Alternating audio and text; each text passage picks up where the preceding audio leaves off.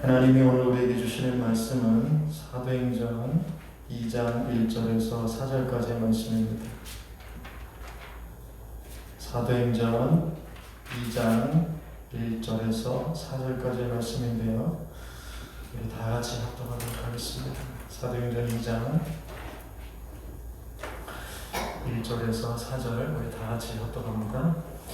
오순절 날에 이미 이름에 그들이 다 같이 한 곳에 모였더니 호련히 하늘로부터 급하고 강한 바람 같은 소리가 있어 그들이 앉은 온 집에 가득하며 마치 불의 혀처럼 갈라지는 것들이 그들에게 되어 각 사람 위에 하나씩 임하여 있더니 그들이 다 성령의 충만을 받고 성령이 말하게 하심을 따라 다른 언어들로 말하기를 시작합니다. 아멘. 오늘은 앞뒤에 계신 분한테 좀 이렇게 한번 이야기했으면 좋겠습니다. 성령님이 당신과 함께 하십니다.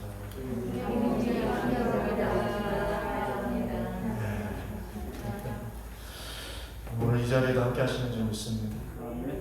하나님의 말씀이 선포되어지는 곳, 또 하나님의 말씀이 있는 곳에는 항상 그곳에 성령님도 함께 계십니다. 물론 예수님도 계시지만 오늘 새 시대에 성령의 역사가 된 성령이 반드시 계시는데요. 왜냐하면 그 하나님의 말씀을 깨닫게 하시고 믿어지게 하시고 알게 하시기 위해서 성령님이 그 인도하심과 도우심을 주시기 위해서 항상 함께 하세요. 그래서요, 제 아무리 일자무식인 사람이라 하더라도 성령님이 함께 하시기 때문에 여러분 그 하나님의 말씀이 깊이 있게 이해가 되어지고 깨달아지고 알아지게 되는 거예요. 또 반대로요, 제 아무리 똑똑한 사람이라 하더라도 세상에서 제일 가는 똑똑한 사람이라 하더라도 성령님의 인도하심이 없다면 하나님의 말씀 한 구절도 깨닫기가 어렵다는 것입니다. 여러분 그렇게 동의하십니까? 네. 그러니까요, 여러분 우리가 바라기는 정말 여러분들 이 자리에 나와서 무엇을 기대하고 사모하는 마음으로 나오셨는지 모르겠지만 바라기는 이 시간 성령님을 사모하며 기대하시길 바랍니다. 그래서 하나님 말씀이 선포되어질 때에 엠마오로 내려가는 두 제자가 부활하신 예수님이 그 말씀들을 다 풀어줬을 때에 그들의 마음이 뜨겁지 아니하더냐라고 고백했던 것 같이 정말 그런 제자들의 교육과 같이 여러분이 오늘 이 시간에 하나님 말씀 가운데 정말 그 말씀으로는 삶이 도전되어지고 그래서 불로 연단되어지는 그런 은혜가 있기를 소원합니다. 예수 성령님 함께 하시는 은혜지. 그래서 여러분이 예배를 통해서 정말 모든 이들이 한 사람도 예외 없이 그 성령님의 도전하신 그 불같이 뜨겁게 하시는 그런 은혜가 정말 한 사람도 예외 없이 다 누리고 가기를 소원합니다. 그것은요, 앞에 있는 사람이 잘 해서 되는 것도 아니고요. 또 모든 환경과 여건이 도움은 되겠지만 그것이 주가 아니라 오늘 여러분의 마음이 그 은혜를 사모하고 집중할 때에 하나님은 아세요. 그분에게 부어주시는 겁니다. 그런 은혜가 있기를 소원하고요. 여러분 우리가 볼 때에 특정인의 이름이 있잖아요. 특정인의 이름이 어떤 그 물건이나 상품에 붙여지는 경우들이 있잖아요. 근데 그러다가 이제 그 물건이 갑자기 인지도가 높아지는 거예요. 그래서 국민 아이템이 돼버린다는 겁니다. 그러면 어떻게 되냐면 그 이름이 그 비슷한 모든 물건들, 모든 상품들을 대표하는 이름의 이미지가 돼버려요. 그렇잖아요? 네. 그래서 그냥 그 이름 그러면 그냥 그거 이렇게 되어버린다는 거죠. 예를 들면 이런 겁니다. 미국에서의 헨리 포드가 이제 자동차를 만들게 되고 그래서 국민들에게 국민차다라는 이런 어떤 그런 인지도를 높이게 되었을 때에 미국에서는 어떤 말이 나오면 포드 하면 자동차고 자동차는 포드예요. 네. GM에서도 만들고 이런 것도 있지만 그거 다 그냥 포드 그러면 자동차라는 이런 그 등식이 성립되어 버렸던 겁니다. 그리고 영국에서는요, 여러분 진공청소기 하면은 뭐라고 그러냐면 후보라고 그래요. 후보라고 그래요. 그러니까 지금도 후보라고 그래요. 지금 진공청소기고 후보에서만 만드는 게 아니에요. 이런 거 전혀 상관없는 다른 회사에서도 다 만들고 있는데도 불구하고 영국 사람들은 진공청소기로 청소한다라는, 그래서 아예 그게 단어가 됐어요. 후보한다 그러면 진공청소기로 청소한다가 돼버린 거예요. 그러니까 그 이름이 전혀 그 이름과 상관없지만 인지도가 높아지고 인해서 그 이름과 연결되어서 그냥 그렇게 고착되어 버리는 현상, 그런 현상이 있는데 제가 지금 이 말씀을 드리냐면 여러분 오순절이라는 것도 어떻게 보면 이런 부분들이 있다라는 거예요. 오순절 그러니까 우리가 오순절 딱 그냥 그 이름만 들으면 그냥 우리가 쉽게 생각하기를 오순절 교단, 그리고 뭐 은사주의 막, 그래서 막 좀 더 뭔가 열광적이고 열광적이고 이런 것들 그렇게만 그냥 단순히 연결을 시켜버린다는 것이죠. 그래서 그 오순절이 가지고 있는 원래 의미와는 정말 상관없이 그냥 그렇게 받아들이는 그런 일들이 우리 있다라는 것이죠. 그래서 오늘 말씀을 통해서 여러분 사도행전 2장이 굉장히 중요한 이유가 뭐냐면 오순절의 원래 의미가 무엇인지를 우리에게 너무나 잘 설명해주고 있기 때문에 굉장히 중요한 장면입니다. 그래서 오늘 이 말씀을 통해서 이 오순절이라는 우리 어떤 고착된 그런 어떤 선입견들은 다 배제해놓고 오늘 여기 사도행전 2장에서 이야기하고 있는 오순절의 의미가 무엇인지 여러분과 함께 나누면서 우리 은혜를 나누고자 하는데요. 여러분 사도행전 2장은 몇 달이 못 되어서 성령을 선물로 받으리라, 성령으로 세례를 받으리라, 그 약속이 이루어지고 있는 장입니다. 사도행전 2장은 그 약속이 드디어 이루어지고 있는 그런 현장인데요. 여러분 4명의 복음서 기자 중에서 성령을 가장 강조하고 있는 사람이 누구냐면 바로 누가입니다. 마태, 마가, 누가, 요한 중에 다 성령을 얘기하는데요. 정말 성령을 강조하고 있는 저자가 누구냐 한다면 바로 누가예요. 왜냐하면 사도행전 때문에 그러는 거예요. 사도행전 때문에 그러는 거예요. 여러분 누가복음을 보면 누가가 쓴 첫 번째 책이 누가복음이라고 말씀을 드렸잖아요. 누가복음 3장과 4장을 보시면 세례 요한에게 예수님이 세례를 받았을 때에 성령이 비둘기같이 임하셨다. 그렇게 기록을 하고 있죠. 그래서 성령 충만함을 입어서 광야로 가신 거예요. 그리고 광야에서 40일 동안 있을 때도 뭐라고 기록하냐면 성령에 이끌리어 이렇게 기록하고 있어요. 성령에 이끌려 그 40일간 광야에 있었다는 것입니다. 그리고 성령의 능력을 입고 나서 그 광야에서 갈릴리로 갔다. 또 이렇게 기록하고 있어요. 그리고 예수님이 그렇게 돌아오셔서 회당에서 이사야 선지자의 말을 인용하면서 성령에 의해 기름 부으심을 받고 나서 예수님의 드디어 그 공생애가 시작되었다. 누가는 그렇게 기록하고 있는 거예요. 그러고 나서 사도행전도 똑같은 패턴으로 오늘 우리에게 기록이 되어져 있는데요. 사도행전 첫 번째 부분들은 제자들이 이 땅에서 예수 그리스도의 그 증인으로 살아가기 위해서 성령이 임하시는 이 놀라운 사건으로 사도행전이 시작되고 있다는 겁니다. 여러분 이것을 보세요. 예수님도 그렇고요. 그 다음 예수님 이후에 찾아가는 예수님의 증인들, 그들의 제자들의 삶도 그렇고요. 여러분 성령이 없으면 교회는요 생명이 없는 것과 마찬가지인 것입니다. 성령 없는 교회는 생명 없는 교회인 거예요. 그리고요 성령님이 없이는 그리스도를 배우고 닮아간다는 제자가 된다라는 것, 여러분 이것도 사실은 상상할 수 없는 거예요. 불가능한 일입니다. 그래서 여러분의 삶에 있어서 정말 예수님이 성령을 이끌리셨던 같이 성령의 충만함으로, 성령의 이끌리시고, 성령의 인도하심으로, 성령의 그 충만함이 날마다 더하시는 그런 여러분 되시기를 축복합니다. 이게 우리에게 있어서 반드시 필요한 거예요. 그런데 이 성령님이 임하심의 역사적인 사건이 언제 일어났냐면 오순절에 일어난 겁니다. 오순절에 일어났다 그렇게 되어 있는데, 여러분 이 오순절의 사건은 반복되는 사건입니까? 단회적인 사건입니까? 네? 한 번 일어난 사건이에요. 이 사건이 또다시 일어나지는 날 수가 없습니다. 그러니까 그런 의미와 그런 은혜가 계속되어질 수 있는 것이지, 오순절의 성령의 사건이 우리 삶에서 다시 일어나는 건 아니에요. 그럴 수가 없죠. 예수님이 부활하시고 그 예수님의 몸된 공동체를 만드는 사건은 다시 일어날 수가 이미 시작되었기 때문에, 여러분 부활절이 예수님의 부활이 계속 일어나는 겁니까? 단 한 번 일어나는 우리가 기념하는 겁니까? 똑같은 의미인 거예요. 성탄절도 마찬가지죠. 예수님 계속 태어나시는 게 아니죠. 그런 의미인 거예요. 그럼에도 불구하고 이 단회적인 사건을 우리가 왜 기념하면서 중요한 날로 지키는가? 바로 그 은혜와 그 의미가 우리 삶에서 계속되어지기를 소원하기 때문이에요. 그래서 기념하는 건데, 여러분 사실 이 놀라운 사건이 제자들 안에서 이루어질 때 제자들은 이것이 언제 이루어질지는 사실 몰랐어요. 그냥 기다리라는 것, 가까운 날 오기라는 것, 그것만 알고 그냥 기다리고 있었던 것입니다. 그런데 하나님은 이 성령을 주시는 이 놀라운 때가 바로 오순절 이 날이 하나님의 때였던 겁니다. 그리고 그 하나님의 때에 사모하며 진심으로 기다리는 제자들에게 하나님의 약속은 이루어지게 되었던 것입니다. 그래서 저는 이것을 묵상하면서, 여러분 이것은 오늘 우리에게도 마찬가지로 적용되는 거예요. 사모하는 자에게 하나님은 은혜를 부어주십니다. 사모하는 신부만 지금 아멘 하신 것 같아요. 사모하는 자들에게 은혜를 부어주시는 거예요.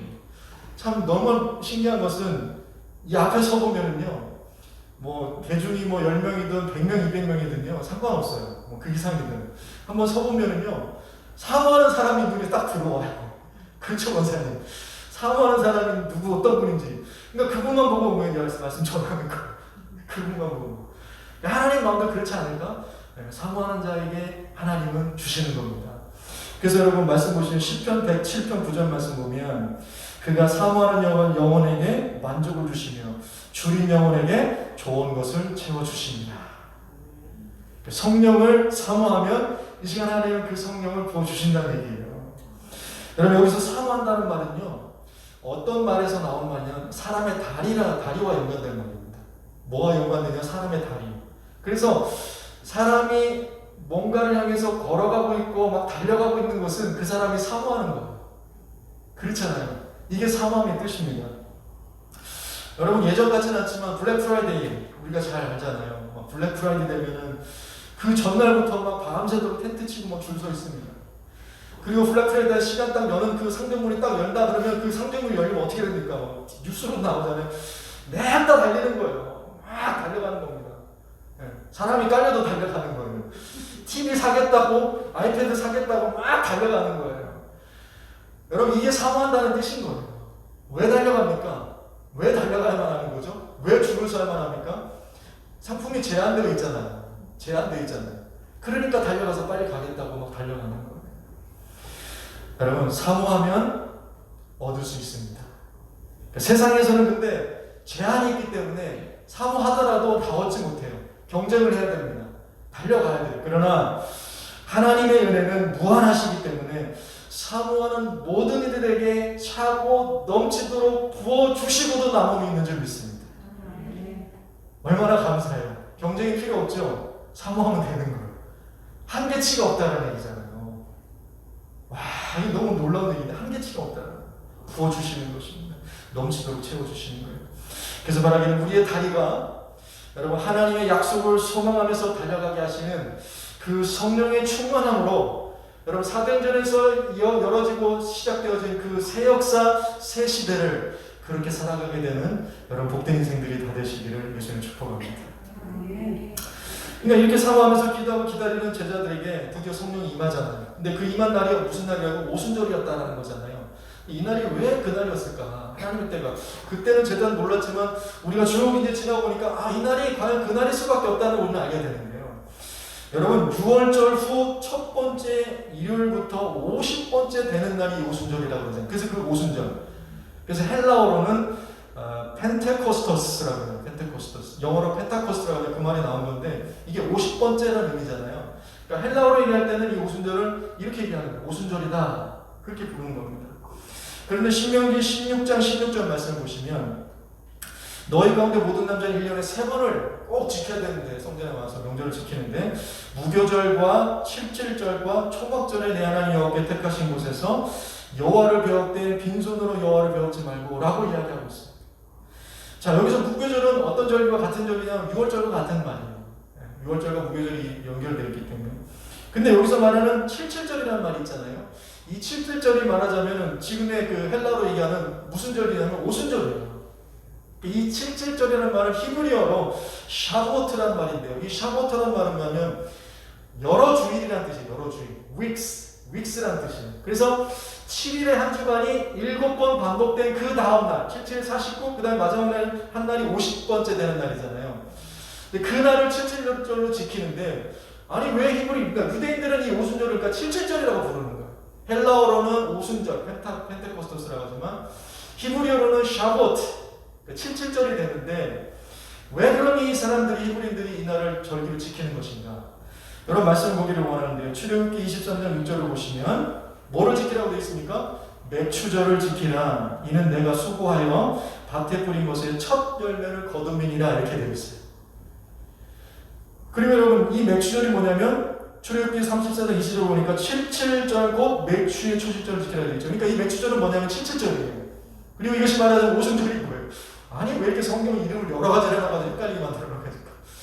그래서 이 맥추절이라는 얘기를 들으면 여러분 딱 뭐가 생각나요? 어떤 곡식이 생각나세요? 볼이라는 생각이 나시죠? 매추절. 근데 사실은 이거는 우리나라 번역의 문제예요. 우리나라 말의 번역. 출애굽기 23장 6절에서 매추절을 지키라고 할 때에 여기에는요 볼이라는 단어가 하나도 안 나옵니다. 그냥 첫 열매를 거둔다, 수확한다 라는 의미인 거예요. 그러니까 매추절은 사실은 보리와는 전혀 상관이 없습니다. 그래서 출애굽기 34장 22절을 보면 77절 곧 매추의 초실절을 지켰다. 여기 때 곡식 이름이 정확히 나오는데 여기서 매추는 뭐냐면 밀이에요, 밀. 그래서 영어 성경들은 다 이렇게 번역을 하고 있어요. 밀의 수확. 근데 우리나라 말로 매추절을 하니까 헷갈리는 거예요. 보리인 줄 알고.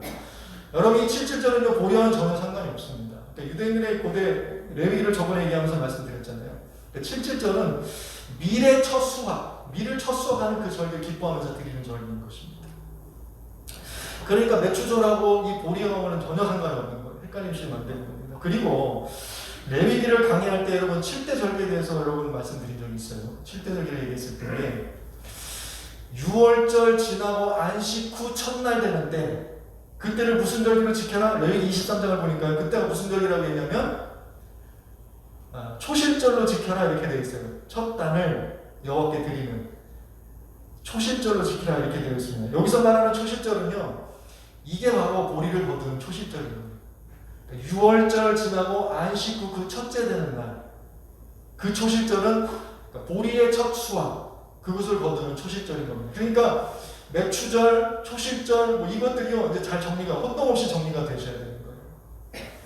그래서 이 6월절 안식 후 첫날을 초실절로 지키는 것이 정확하게 어떤 타임프레임하고 맞춰진다고 말씀드렸냐면 예수님이 십자가에 죽으시고 3일 만에 부활하시는 그 안식 후 첫날 되시는 부활의 첫 열매가 되시는 것과 정확하게 타임프레임이 맞는다 말씀을 드리면서 이 구약의 초실절 즉 보리를 거두는 그 시기의 초실절이 신약에서는 무엇과 연관이 된다? 예수님의 부활절과 연관이 된다 그렇게 말씀을 드렸던 거예요. 그러니까 이 초실절은 부활절 속에 다 들어가 있는 거예요. 6월절과 부활절 다 포함된다 그렇게 보시면 되는 겁니다. 그러니까요 제가 지금 이렇게 설명드린 거는 성경에서 매추절의 초실절, 뭐 초실절 이런 얘기들을 정확하게 정리하시라고 좀 말씀을 드린 거예요. 그러니까 이런 것을 볼 때에 오순절의 첫 번째 의미를 우리가 발견하는데 이 오순절의 첫 번째 의미는 뭐냐면 추수와 관련되어 있다는 것입니다. 수확하는 것과 열매를 거두는 것과 관련 있는 절기라는 거예요. 그러고 나고 가만히 보니까 이 오순절 날 어떤 역사가 일어나냐면요. 우리가 이제 후에 보겠지만 어떤 역사가 일어납니까? 3,000명이 회개하고 예수 믿게 되는 역사가 일어나잖아요. 영원 구원의 역사가 일어나잖아요. 영원 추수의 역사가 일어나는 거 아닙니까? 그러니까 이 오순절은 뭐냐면 하나님 성령의 임하심으로 말미암아 그 말씀이 그들 속에서 역사함으로 인해서 영원 구원이 이루어지는 그 놀라운 부흥의 역사가 일어나는 것, 그 영원 추수의 역사가 일어나는 것, 여러분 그것이 오순절의 첫 번째 의미라는 것입니다.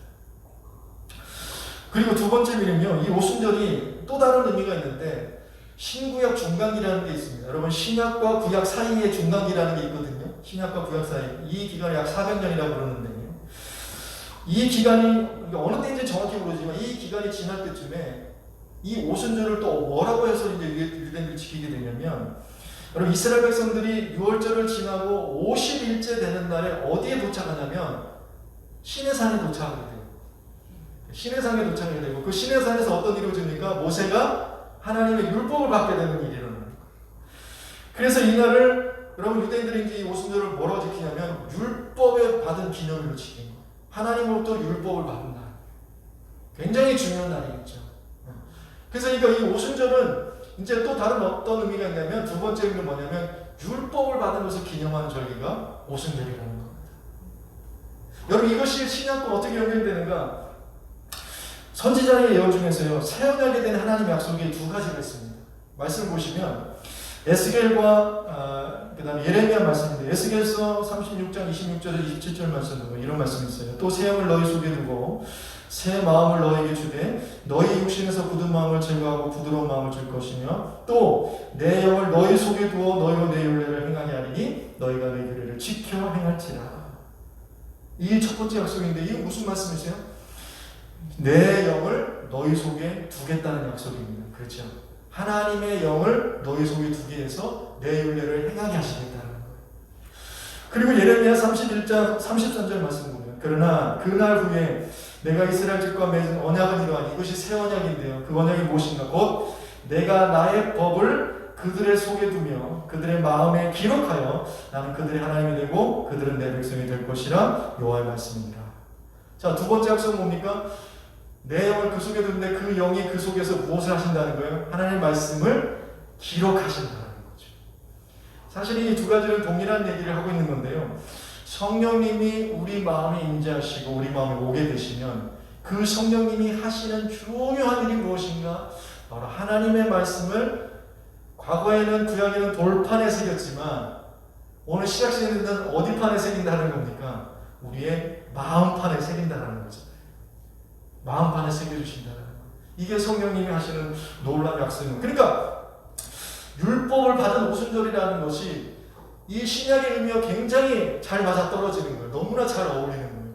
성령이 임하셔서 그 하나님의 말씀을 우리 마음판에 새겨주시는 그 역사가 일어난 오순절이 사실 이 오순절의 의미가 연결이 되고 있다는 것입니다. 자, 그렇다면 오순절이 두 가지 중요한 의미를 살펴봤잖아요. 첫 번째 의미는 뭐가 있다고요? 추수의 의미가 있다고 했습니다. 영혼 구원의 의미. 그 다음에 두 번째는요, 율법의 의미, 말씀이 새겨진 의미가 있다고 했어요.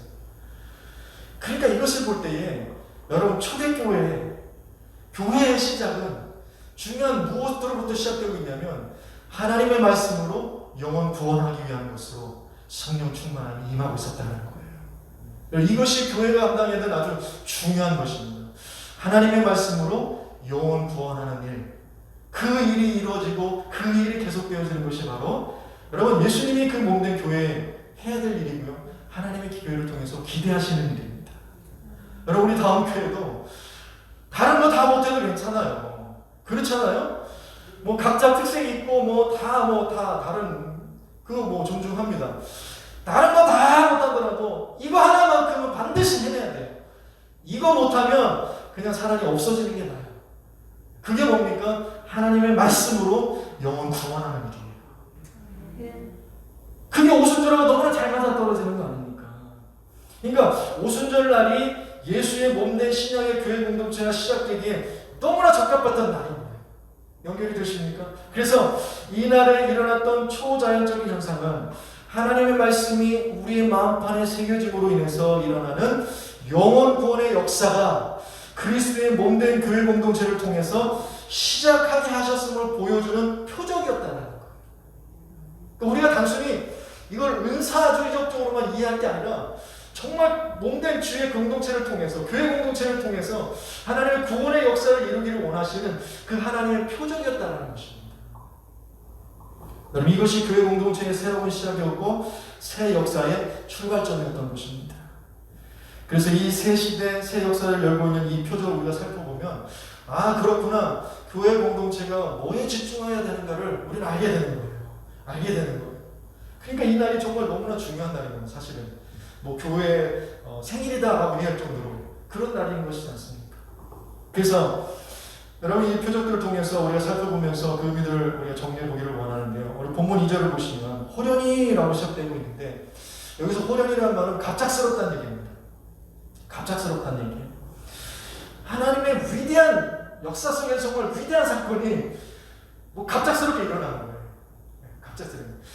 그러니까 이 하나님의 역사가 갑작스럽다는 건 그럴 것도 할 것이 여러분 하나님의 역사는 우리의 기대점에서 일어나는 것이 아니라 하나님의 기대점에서 일어나기 때문에 사람의 입장에서 보면 인간의 입장에서 보면 항상 갑작스러울 수밖에 없어요. 왜요? 우리의 기대점을 맞추고 있는 것이 아니기 때문입니다. 하나님의 기대점을 치러는 거예요. 그래서 하나님의 이 기대점이 일어난 이 갑작스러운 일을 여러분 우리는 항상 깨어서 기다려야 된다는 것이죠. 그래서 그렇게 일어났던 그 놀라운 역사 중에 세 가지의 초자연적인 역사가 일어나고 있는데 오늘은요 그 두 가지만 오늘 살펴보기를 원하는데요. 첫 번째 초자연적인 역사, 그 표적은 무엇이었는가? 하늘로부터 급하고 강한 바람 같은 소리가 있었다는 것입니다. 하늘로부터 급하고 강한 바람 같은 소리가 있었다. 여러분 이게 물리적인 바람을 얘기할까요? 그래서 막 그 자리에 막 태풍급의 강한 바람이 막 불어가지고 그렇게 했을까요? 그런 건 아닌 것 같아요. 물리적인 바람이 아니라 사실 그 어떤 초자연적인 바람의 의미를 얘기하고 있다고 볼 수 있습니다. 그래서 더 바이블이라는 그 영화를 보니까 오순절 성령 강림의 이 바람의 역사를 막 촛불이 막 흔들리고 막 폭풍 후에 바람이 불고 막 밖에 사람들이 막 바람 때문에 주책을 못하고 막 이렇게 표현을 하더라고요. 물론 영화적인 표현이니까 그렇게 할 수밖에 없다 생각이 들지만 이 바람을 모두가 다 느꼈던 게 아니라 그런 거는 찾아볼 수가 없잖아요. 그러니까 기도하던 그 제자들, 모여서 함께 기도하는 그 제자들에게 어떤 이런 강력한 어떤 그 도전이 있었다라는 건데, 그러면 이 바람이 과연 어떤 것일까? 우리가 성경적으로 좀 해석을 해보면 이 부분을 볼 때 우리가 딱 생각나는 성경이 있는데, 그건 뭐냐면 에스겔서입니다. 에스겔서. 여러분 에스겔서 37장을 보시면 마른뼈의 환상이 나오고 있어요. 여러분 너무나 잘 아시는 마른뼈의 환상입니다. 이 부분을 보면요, 골짜기에 아주 많은 마른뼈들이 있는 거예요. 뼈들이 많은데 그때 다 말라 비틀어져 있습니다. 그래서 하나님 에스겔 물어봐요. 야, 네가 보기엔 이 뼈들이 살아날 것 같으냐? 물어보고요. 에스겔 뭐라고 해요? 하나님이 아십니다. 이렇게 하는 거. 정말 지혜로운 사람 아닙니까? 저 같은 거 저는 못하는데 이렇게 했을 건데 하나님이 아십니다 라고 얘기해요. 그래서 하나님이 에스겔 뭐라 하냐면 지금부터 내가 하는 말대로 그대로 되어내라. 그러면서 뭐라고 말씀하시냐면 그것이 바로 에스겔서 37장 5절 말씀입니다. 주 여호와께서 이 뼈들에게 이같이 말씀하시기를 내가 생기를 너희에게 들어가게 하리니 너희가 살아나리라. 이 말씀을 대언하는 거예요. 생기를 너희에게 들어가게 하리니 너희가 살아나리라. 그러니까 이 말씀을 대언하니까 어떤 일이 날까? 뼈들이 막 그 조각조각이 그 자기 자리를 찾아서 맞아지는 거예요. 그리고 힘줄이 생기고 살이 올라가고 살갗이 덮였더라. 그런데도 보니까 살아있는 것 같지 않아요? 그래서 다시 한번 대언을 하니까 생기가 들어가서 오늘 말씀 보니까 37절 10절에 보니까 그 뼈 조각밖에 없었던 그런 마른 뼈 있던 그 골짜기에서 무슨 일이 나냐면 그 뼈 조각들이 지금 큰 군대가 되고 있는 그 모습을 지금 이야기하고 있는 것입니다. 거기에 지금 생기가 들어갔다는 거잖아요. 여러분 그러니까요, 이 본문, 이 에스겔 37장 본문을 가지고 어떤 분들은 마지막 부활하게 될 때에, 예수님 오실 때 부활하게 될 때 부활의 모습이 아마 이렇게 부활하게 될 것이다 라고 얘기를 한다고 그러는데 사실 그건 옳은 해석이 아닙니다. 그러니까 예수님이 오실 때 우리 부활의 형체로 바뀔 때 뼈들이 막 맞춰지고 힘줄이 오르고 살이 오르고 막 피부가 쪄서 부활의 형체를, 그거를 설명하는 본문이 아니거든요. 다만 이건 뭐냐면 하나님이 자기 백성에 대한 회복하심에 대해서 이야기해 주고 있는 거예요. 자기 백성에 대한 회복하심. 하나님의 회복하심은 무엇입니까? 하나님의 생기를 통해서 말라 비틀어진 뼈들도 하나님의 살아있는 군대가 되게 하신다는 거예요. 살아있는 군대가 되게 하신다는 겁니다. 그러니까 이런 의미에서 볼 때에 오늘 하늘로부터 급하고 강한 바람 소리 같은 그 바람이 있었다는 것은 하나님의 성령이 그들에게 무엇을 의미했는가? 회복의 권능으로 임했다는 거예요. 주체할 수 없는 막 강하고 급한 막 물살이 밀려오는 막 바람이 밀려오는 같은 그런 생동감, 그 하나님의 생명력, 그것이 막 압도적으로 밀려오고 있는 그 상태, 그것이 바로 강한 바람의 정체였다는 것입니다. 하나님의 회복의 권능. 그래서요, 누가복음을 보면은 누가복음 24장 49절 말씀 보면요, 볼지어다 내가 내 아버지께서 약속하신 것을 너희에게 보내리니 너희는 위로부터 뭐를 입게 된다고요? 너희도 뭐를 입는다고요? 능력을 입게 된다 이렇게 말씀하잖아요. 그러니까 이게 성령을 주신다는 얘기를 뭐라고 하냐? 능력을 입혀주신다 이렇게 얘기하는 거예요. 근데 이 능력이 뭐냐? 장풍 쏘는 능력이 아니라 손만 얹으면 그냥 뒤로 벌렁 넘어지는 그런 능력이 아니라 죽은 자들도 살아나게 하시고 여러분 절망 가운데서 생명력이 일어나게 하시고 그것이 압도적으로 밀려나오는 해서 그 생동감, 그 생명력을 내가 정말 거부할 수 없을 정도로 느껴지는 그 상태. 그게 성령의 충만함이라는 거예요. 그것이 오늘 급하고 강한 바람 같은 그 바람 소리가 오늘 오순절 성령으로 임했다는 것입니다. 그러니까 이 권능이 뭐라고요? 회복의 권능이라는 거예요. 여러분 기억하십시오. 성령으로 시작된 새로운 새 시대의 새 역사는요, 바로 회복의 권능이 오늘 예수 믿는 우리에게 임한다는 것입니다. 회복의 권능이 예수 믿는 저와 여러분에게 임한다는 거예요. 그것이 말 압도적일 정도로 오늘 우리에게 임하게 된다는 것이죠. 그래서 예수 믿는 사람들은, 그리고 성령 충만한 사람들은 어떤 사람이냐면 회복의 사람들입니다. 회복한 사람들일 뿐만 아니라 회복의 사람들이 되는 거예요.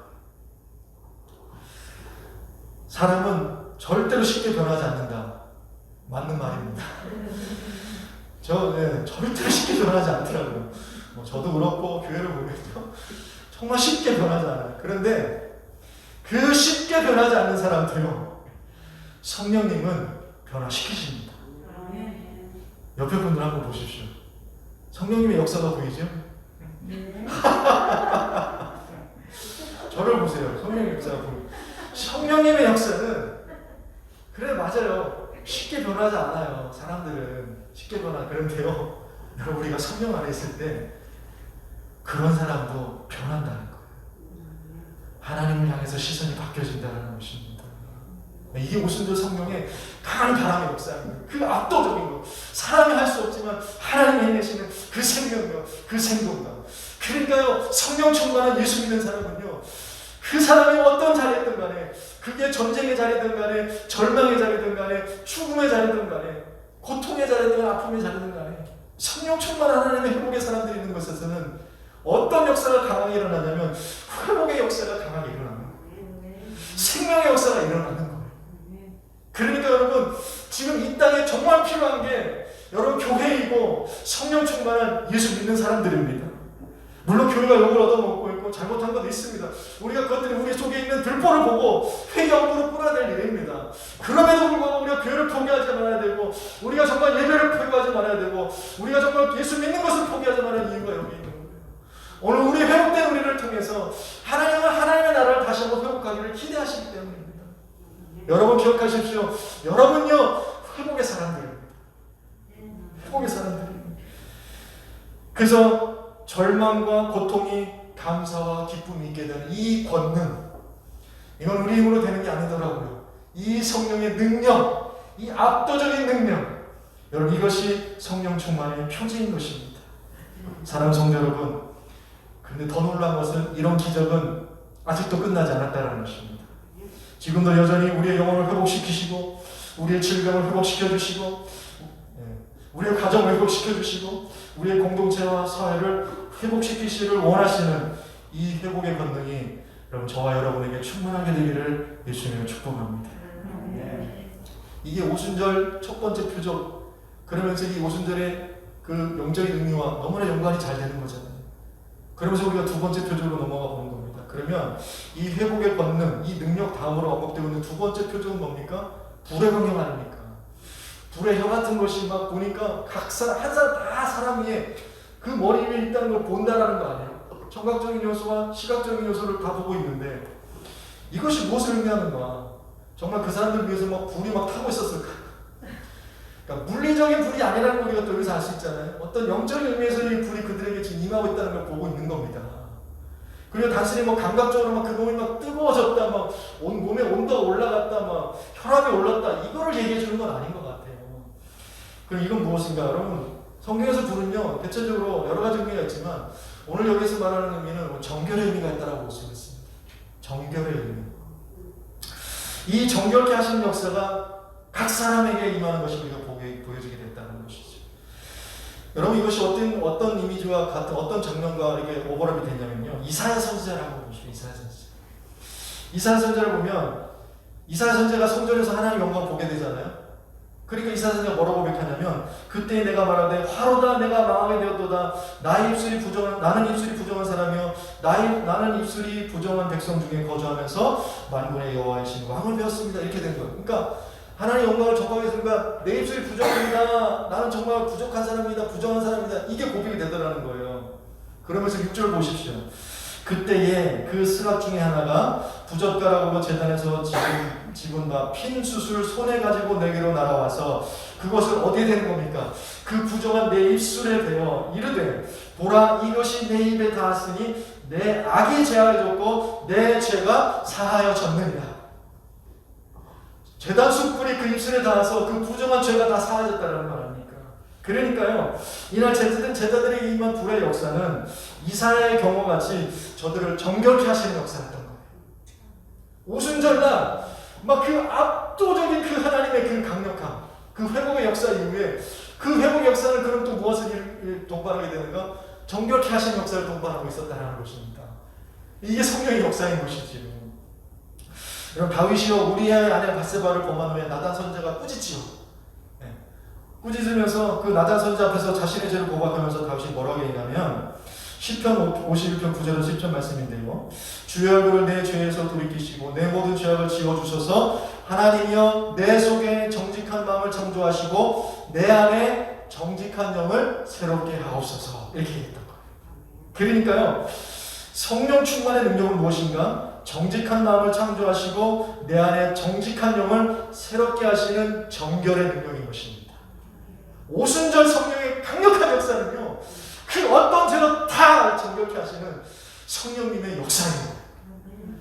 누구라도 그 어떤 죄인이라도 죽게 나오고 주 십자가를 바라고 나간다면 여러분, 그 어떤 죄를 할지라도 용서받는 겁니다. 하나님의 자녀가 되는 거예요. 이 놀라운 역사가 일어나는 것이죠. 그러니까 이걸 묵상하다가 제가 오래전에 읽었던 책 하나가 떠올랐어요. 요즘은 읽었던 책도 잘 기억이 안 나요. 그래가지고 읽던 책을 또 읽어야 되나 지금 그러고 있는 판인데, 어떤 책이냐면 From Embers to a Flame이라는 책이 있습니다. From Embers to a Flame이라는 책이 있는데, Embers라는 건 뭐냐면 장작이나 숯 같은 거 타다 보면 작은 불씨들 있잖아요. 그 불씨에서 to a flame, 불꽃이 되는, 그걸 얘기하는데, 이건 뭐냐, 교회의 어떤 교회 성장, 부흥에 대해서 이야기하는 건데, 단순히 실천적인 어떤 그런 방법론적인 게 아니라 성경적인 것을 이야기하는 그 책이거든요. 근데 거기에 보면 미국에서만 매년 4,000개나 넘는 그런 교회들이 문을 닫는다고 그래요. 그리고 바나그룹의 조사를 보니까 5교회 중에 한 교회가, 이 코로나 기간 동안에 5교회 중에 한 교회가 더 이상 유지할 수 없어가지고 영원히 문을 닫게 되었다는 그런 그런 보고가 있습니다. 5개 중에 하나. 그러면 한 20% 이렇게 되는 거죠. 20%의 교회들이 다 문을 닫아버려요. 그냥 코로나 때문에 닫은 게 아니라 아예 문을 닫은 거예요. 여러분, 지금의 교회가 이런 현실에 놓여 있습니다. 그런데 이런 교회는 사실 새로운 활력을 얻을 수 있는 성경적 패러다임이 있는데, 그 3R이 있어야 된다고 그래요. 3가지 R. 그래서 첫 번째 R은 뭐냐면 remember. 뭐냐면 교회의 역사와 신앙의 유산을 가볍게 여기지 말라는 거예요. 그것을 기억할 수 있어야 된다는 거예요. 그래서 로컬 처치 안에 있어서 어떤 신앙의 유산들, 어떤 그런 신앙의 어떤 그런 전통들, 그러니까 나쁜 구습들이 아니라 그런 좋은 전통들, 그것들을 기억할 수 있어야 된다는 것과, 두 번째 R이 있는데 그 뭐냐면 repent. 회개하라는 것입니다. 그리고 세 번째 R은 뭐냐면요, recover the first things. 그러니까 교회가 회복해야 되는 가장 첫 번째 것들, 중요한 것들을 회복해 나가야 되는데, 그 first thing들이 뭐냐면 그리스도 중심을 회복하고, 복음을 회복하고, 기도를 회복하고, 말씀을 회복하고, 소그룹을 회복하고, 말씀의 소그룹을 회복하고, 이런 것들, recover the first things, 이런 것들을 회복해 나갈 때에 지금과 같은 안 좋은 교회의 현실 속에 있다 할지라도 우리는 다시 from embers to flame, 다시 한번 교회가 새롭게 되어지고 건강하게 되고, 그러니까 교회 부흥이라는 것이 숫자가 많아지는 것만 얘기하는 것이 아니라 그 교회가 건강성을 회복하는, 거기에 3R이 있다는 거예요. 그러니까 여러분, 이것을, 그러니까 하나님의 성령의 충만함을 경험하는 교회와 그렇지 않은 교회는 차이가 분명히 있는 것입니다.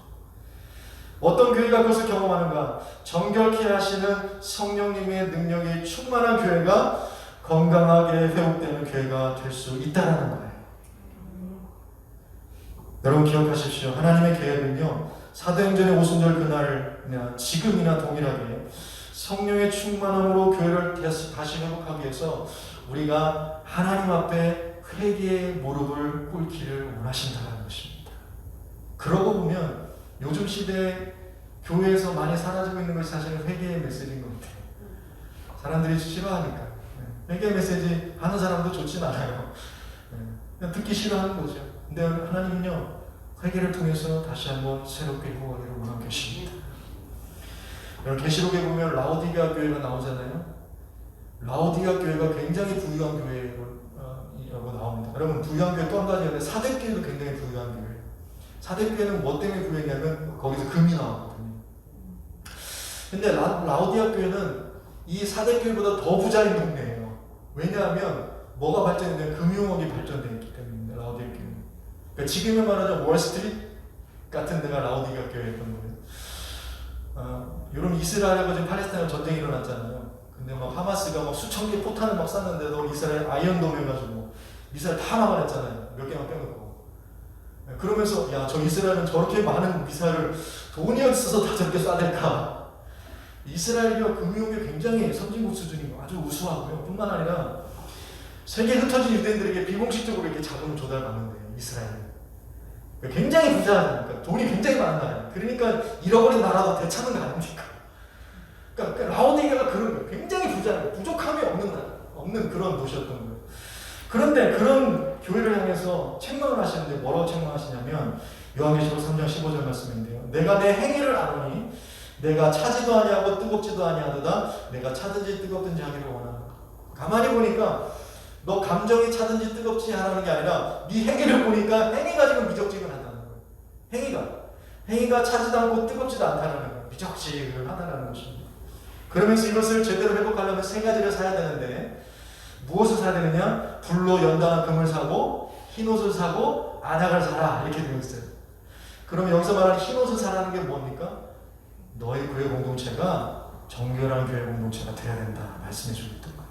그러니까 이것을 볼 때 돈은 많이 부족함 없이 다 가지고 풍족하게 누렸는데 사실 그 가운데서 죄를 누리고 살았다. 그런 공동체가 라오디게아 공동체였다. 그렇게 볼 수 있는 거예요. 그러니까 그거 다 없애야 된다는 것이죠. 정결한 교회 공동체가 된다. 그러니까 회개의 감정만 있는 공동체가 아니라 회개에 합당한 열매를 맺어가는 그 일에 있어서 정말 차갑든지 뜨겁든지 미적지근하지 말고 그 일에 있어서 그 행실이 그 합당한 열매가 맺어지는 교회 공동체가 돼야 된다. 라오디게아 교회가 회복할 수 있는 방법이 여러분 그 회개에 있었다는 것입니다. 여러분 이것은 여전히 우리 안에서도 동일한 말인데요.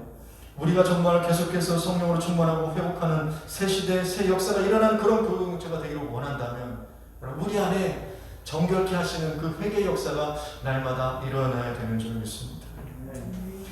그래서요, 이 두 가지 표적, 강한 바람과 정말 불에 같은 이 두 표적은요, 하나님의 말씀이 우리의 마음판에 새겨짐으로 인해서 일어나는 영원 구원의 역사가 그리스도의 몸된 교회 공동체를 통해서 시작하게 하셨다라는 오순절의 의미와 아주 잘 맞아 떨어지는 거예요. 그러니까 이 오순절이 하나님의 새 교회 공동체를 새롭게 시작하는 그 날이 하나님의 때였던 것입니다. 여러분 이 새 시대 새 역사를 오늘 우리 삶 가운데 누리며 살아가게 되를 예수님 축복합니다. 그리고 한 가지 더 주관적인 표적이 있는데 그건 다음 주에 기대가 되시죠? 다음 주에 정말 그 이야기를 하면서 그렇구나, 이 역사가 교회 공동체를 통해서 하나님 기대하시는 역사구나 우리가 다시 나누면서 오순절 성령의 충만하리라는 게 정말 우리가 정말 지금도 기대하고 지금도 하나님의 역사하시는 놀라운 은혜라는 것을 깨달아야 되기를 예수님 축복합니다. 말씀 뵙습니다. 여러분 오순절 성령의 인재로 일어난 초전적인 역사는 회복의 역사이고요, 정결케 하신 역사임을 기억하셔서 오늘 한 주간 여러분 살아가실 때 정말 여러분 이 회복의 역사들이 여러분 살면서 일어나기를 원합니다. 회복의 역사들이 일어나기를 원합니다. 그리고 정결케 하시는 역사들이 일어나기를 원합니다. 그래서 여러분의 살고 여러분의 사는 삶의 자리가 성령 충만한 삶의 자리 다 되시기를 예수님의 이름으로 축복합니다. 아멘.